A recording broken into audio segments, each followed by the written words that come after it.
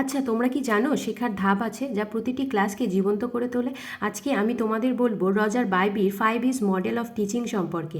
একটা অসাধারণ ফ্রেমওয়ার্ক যা শেখাকে করে তোলে আকর্ষণীয়, অংশগ্রহণমূলক আর কার্যকর। নমস্কার বন্ধুরা, আমি প্রিয়াঙ্কা। চলো একে একে দেখি এই 5টা ধাপ কিভাবে শেখার যাত্রাকে বদলে দেয়। প্রথম ধাপ হচ্ছে এনগেজ, অর্থাৎ এখানে টিচার স্টুডেন্টদের অ্যাটেনশন, কিউরিওসিটি তৈরি করবেন, যেমন প্রশ্ন করে, গল্প বলে, রিয়েল লাইফ এক্সাম্পল দিয়ে। উদ্দেশ্য হলো স্টুডেন্টদের মেন্টালিটি, শেখার মেন্টালিটি প্রস্তুত করা।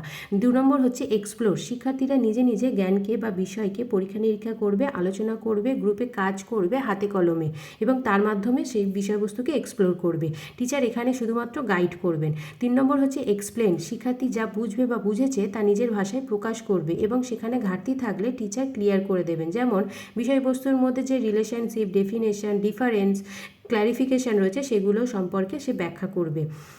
4 নম্বরে হচ্ছে এলাবোরেট, শিক্ষার্থীরা নতুন পরিস্থিতিতে জ্ঞান প্রয়োগ করবে প্রজেক্ট ওয়ার্কের মাধ্যমে।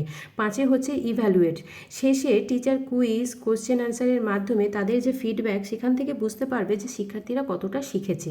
সুতরাং 5 ইজ মডেল শুধু একটা টিচিং মেথড নয়, এটা একটি পাওয়ারফুল লার্নিং প্রসেস। তোমাদের কোন ধাপটি বেশি গুরুত্বপূর্ণ বলে মনে হয় তা কমেন্ট করে অবশ্যই জানিও। ভিডিওটি ভালো লাগলে লাইক করো, শেয়ার করো।